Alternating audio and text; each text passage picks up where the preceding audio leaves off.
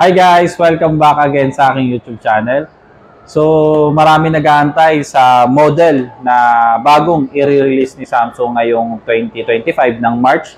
So, ito na. For today's video, pag-uusapan natin yung bagong release na mid-range phone ni Samsung, which is itong Samsung Galaxy A56 5G.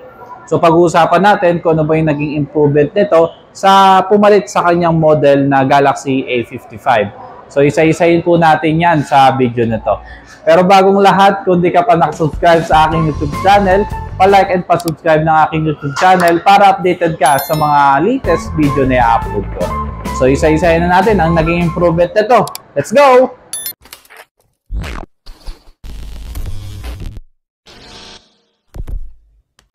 So guys, ito na, hawak-hawak ko na yung bagong Samsung Galaxy A56 5G. So sabay-sabay natin siyang i-unbox. So ang hawak na variant ko is 128GB na 8GB RAM na Awesome Light Gray. So yan yung i-unbox natin ngayon dito sa video. So try na natin to. So tignan nyo muna yung box, no, napakanipis pa din. Ayan, andyan pa rin yung sealed na pagbubuksan na natin. So tara, buksan na natin.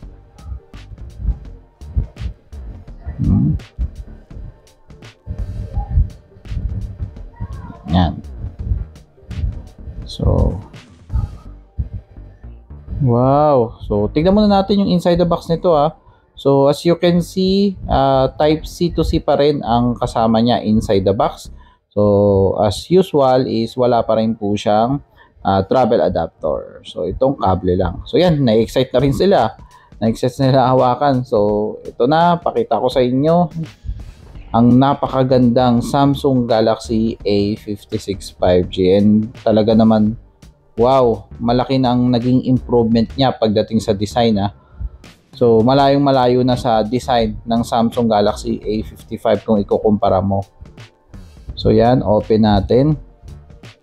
Pansin ko sa kanya, mas malaki na rin para yung screen size niya. Ayan, so ito yung gilid, napaka-premium.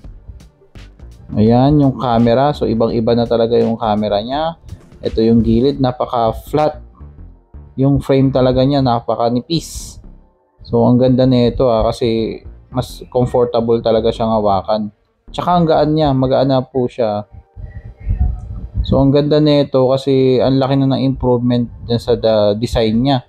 So ano mo talaga, makikita mo talaga na magkaiba na sila ng A55. And then itong interface niya same na sa mga S series. Naka One UI 7 na rin. So pag gamit mo siya is para ka na rin naka flagship phone. Yan, setup natin. Ito na guys yung pinaka itsura niya, yung pinaka home screen. So camera testing din natin. Ito yung sa back. Ayan, so ang ganda, maganda yung quality ng camera sa front. Yan. So ang ganda rin, mukhang maganda yung quality ng camera nito, pero mamaya test natin to ha. Ayan, ultra wide. So yan, isa-isayin natin yung naging improvement nitong A56 5G. So ikukumpara din natin sa A55. So unahin natin ang naging improvement niya is sa kanyang display. So ang Samsung Galaxy A56 5G ay naka 6.7 Full HD Plus na kanyang display. So mas malaki compare natin sa Samsung Galaxy A55 na pinalitan niya. So same naman siya, naka Super AMOLED display. Then naka Infinity O ang display niya and 120Hz na refresh rate. So ang nabago sa kanya ay yung kanyang HBM or tinatawag nating high brightness mode. So na naka 1200 nits. So before kasi is 1000 lang. So meaning ang Samsung Galaxy A56 bukod sa mas larger ng display ay maganda na din ang kanyang brightness para sa mga taong madalas gumamit ng kanilang smartphone sa labas. So, ang high brightness mode ay makakatulong na mas malinaw at mas matingkad ang display kahit na gumagapit ka ng phone under the sun or sa tapat ng araw. So, hindi mo na kailangan takpan yung phone mo dahil kitang-kita mo na siya. Then, pangalawa, yung kanyang design. So, as you can see, nabago na rin ang kanyang design. So, kung ikukumpara mo sa A55 ay mapapansin mo yung kanyang frame na napaka-slim at napaka-flat na din. So, kaya naman mas comfortable siyang hawakan kahit matagal mo siyang gamitin. Then, ay magbibigay ito ng mas moderno at premium na itsura sa isang smartphone. And then nakikita mo din yung camera niya ay naka-linear camera layout na magbibigay ng mas latest na itsura ng mga camera phone. So punta naman tayo sa kanyang performance. So sa mga mahilig ng games diyan.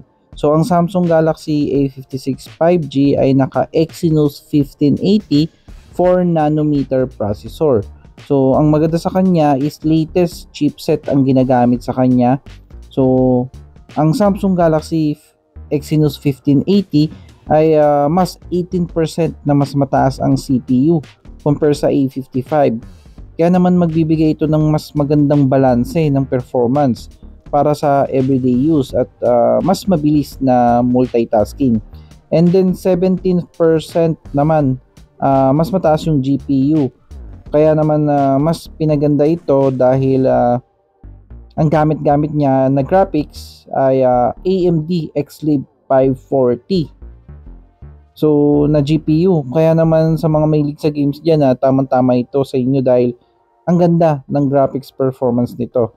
Then for NPU naman ay 12% na mas mataas naman siya.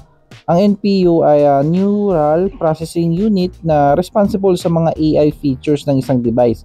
Kaya naman itong Samsung Galaxy A56 5G ay mas mapapabilis na ang mga process ng mga image at iba pang function ng device na may kinalaman sa AI. Then itong 4nm octa-core processor ay magbibigay din ng mas matipid sa battery kahit na maganda or mas mabilis pa rin ang performance niya. So, mas matagal mo na rin itong magagamit.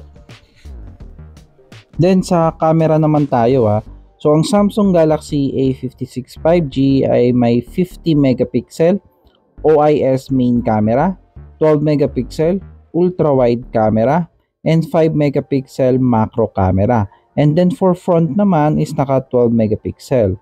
So, ang bago sa camera dito sa Galaxy A56 5G, bukod sa syempre maganda yung quality ng picture, ay yung camera nito ay merong video HDR na kung saan kapag nag-record ka ng video ay mas maganda ang contrast. Kaya naman magbibigay ito ng mas vibrant at accurate colors ng recording video.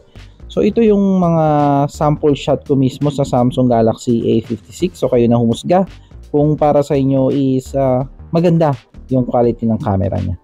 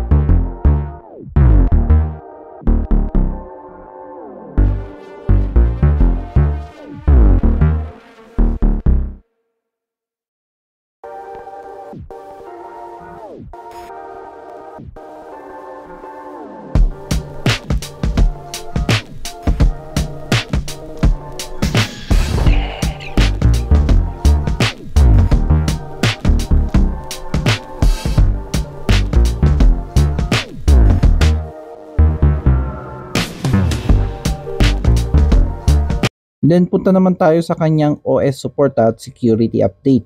So hanggang 6 times yung upgrade ng Android OS nito at 6 years naman sa security updates.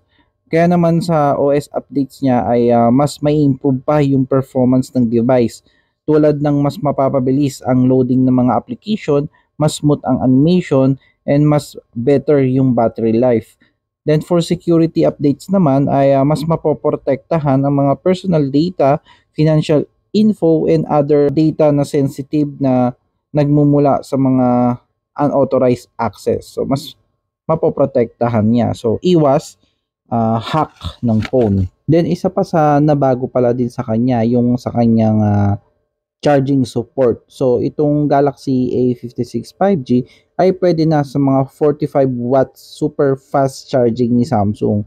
So ibig sabihin mas mabilis na yung charging niya. So hindi mo na kailangan mag-antay ng matagal. Basta support na siya ng 45 watts, hindi lang 25 watts. So pwede na siyang gamitan ng ganong charger na adapter. So guys, yun yung mga advantage ng ating Samsung Galaxy A56. So yan yung quick advantage ng bagong Samsung Galaxy A56 natin. So dito, ang promo natin ngayong launch offer po, ang price po pala niya, so ang price po niya is 25,990. Yan po yung pinaka-SRP natin. So yung launch offer natin, meron po siyang less 2,000. Or tinatawag natin free memory upgrade from 128 to 256. So ang babayaran nyo na lang po sa Samsung Galaxy A56 natin is 23,990. Sa credit card promo naman natin, meron tayong 24 months, zero interest po yan. Kung dito po sa amin, sa Samsung SM City Fairview is kahit anong card, meron po kami up to 24 months, zero interest po yan. Then meron din trade-in to. So meron po siyang additional discount na 2,000, so plus yung appraisal value ng unit mo. So kapag nag-trade ka, maka-discount ka pa. So sa financing din, meron din tayo, available tayo for financing natin, home credit and Samsung Finance Plus. So kung gusto niyo mag-installment, kung wala kayong credit card, so ID lang ang kailangan para makapag-avail ka ng ating bagong Samsung Galaxy A56. So yun po, maraming salamat sa panonood. So muli, kung di ka pa nakasubscribe sa aking YouTube channel, pa-like and pa-subscribe ng aking YouTube channel para updated ka sa mga latest video na i-upload ko. So maraming salamat sa panonood. Bye-bye!